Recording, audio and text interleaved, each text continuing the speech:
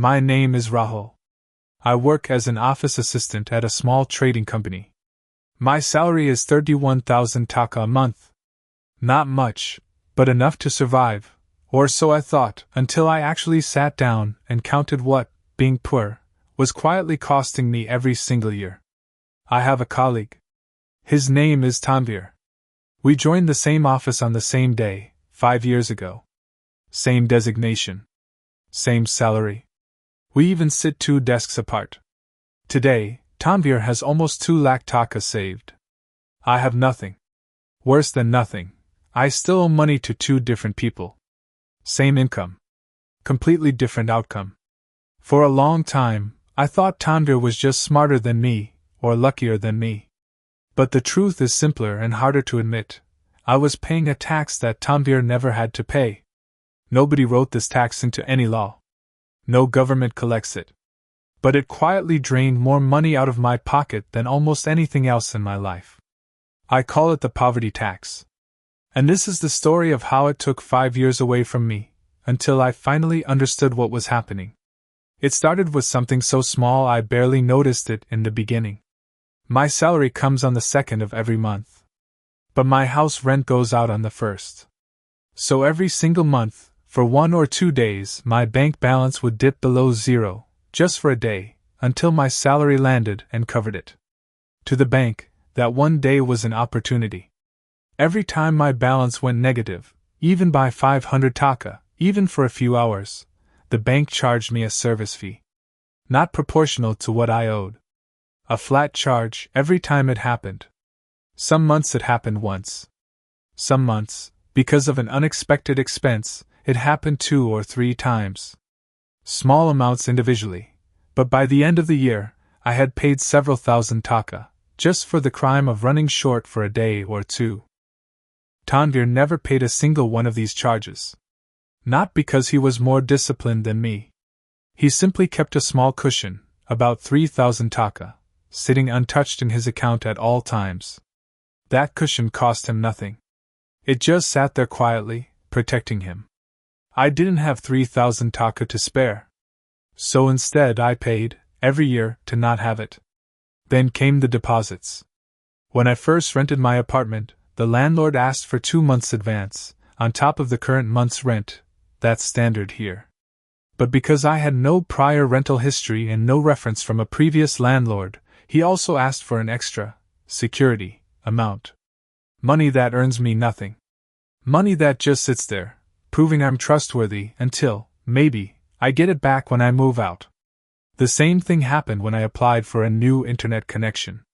The provider asked new customers without a credit card or fixed bank statement for an upfront deposit before installing the line. None of that money went toward my bill. It just sat there, frozen, proving I was starting from zero. By the time I had finished moving in and setting up my new place, almost 15,000 taka was locked away. Money that could have covered 2 months of groceries and transportation. Instead, it sat frozen, waiting to prove something about me that I hadn't yet had the chance to prove. Tanvir walked past almost all of this. His older brother had added him as a guarantor on a small credit card years earlier, just to build a financial history. By the time Tanvir needed his own apartment or connection, his bank statements and card history spoke for him. No extra deposits. No waiting. No 15,000 taka disappearing before move-in day. The poor pay deposits. The financially established pay almost nothing, their history pays for them. I don't own a motorcycle or a car. I don't have a wholesale membership, and even if I did, I never had 5,000 taka lying around at the start of the month to buy groceries and household items in bulk. So I bought what I needed, a little at a time, from the small shop near my rented room, the only place within walking distance. And that shop, knowing its customers had no other real option, priced things accordingly. A small pack of rice costs more per kilo than buying a large sack. A single sachet of shampoo cost far more per milliliter than a full bottle. Cooking oil in a small pouch was priced noticeably higher per liter than the large containers sold at bigger stores across town. Individually, the difference wasn't huge. A few taka here. A few taka there. But I bought almost everything this way, rice, oil, soap, toiletries, every week, all year long, because I never had the spare cash to buy ahead. By the end of the year, I had spent thousands of taka more than Tanvir had, for the exact same list of household items. Not because I chose worse products. Because I couldn't afford to buy in advance. Buying small costs more. Buying ahead requires money I simply didn't have.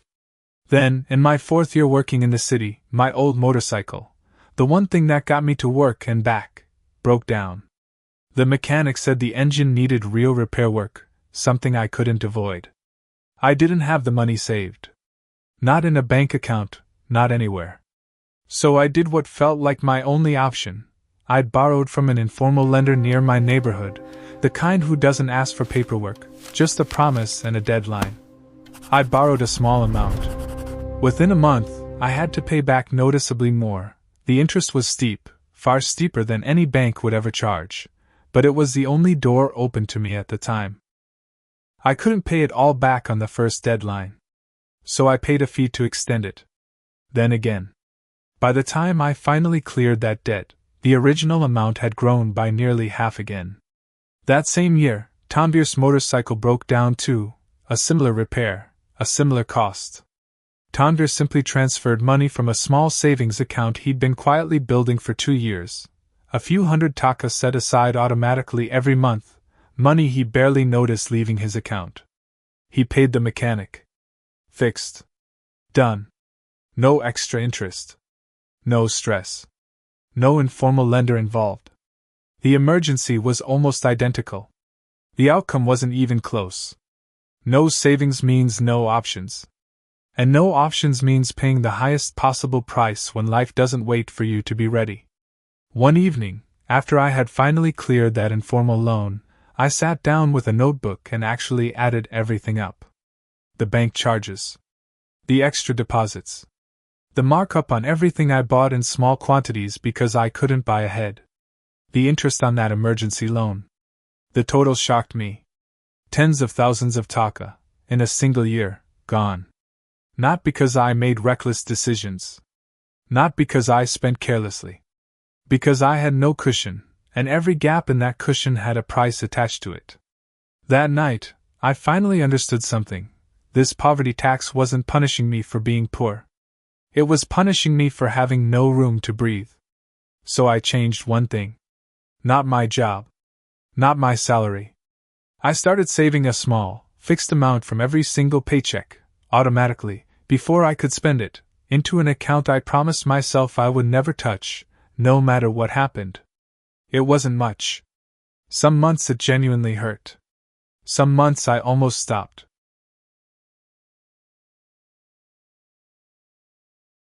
But months later, for the first time in my adult life, I had a real cushion, money that wasn't already spoken for by rent, by bills, by anything. That small cushion changed everything that came after it. No more bank charges, because there was always a little room left in my account. No more running to informal lenders, because when my phone broke a few months later, I paid from my own savings and moved on with my week.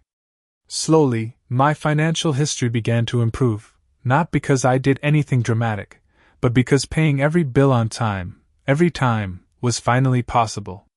And as that history improved, the extra deposits started disappearing too. New connections, new accounts. Nobody asked me to prove myself with cash up front anymore. Every taka I used to lose to fees, deposits, and markups, I started keeping instead.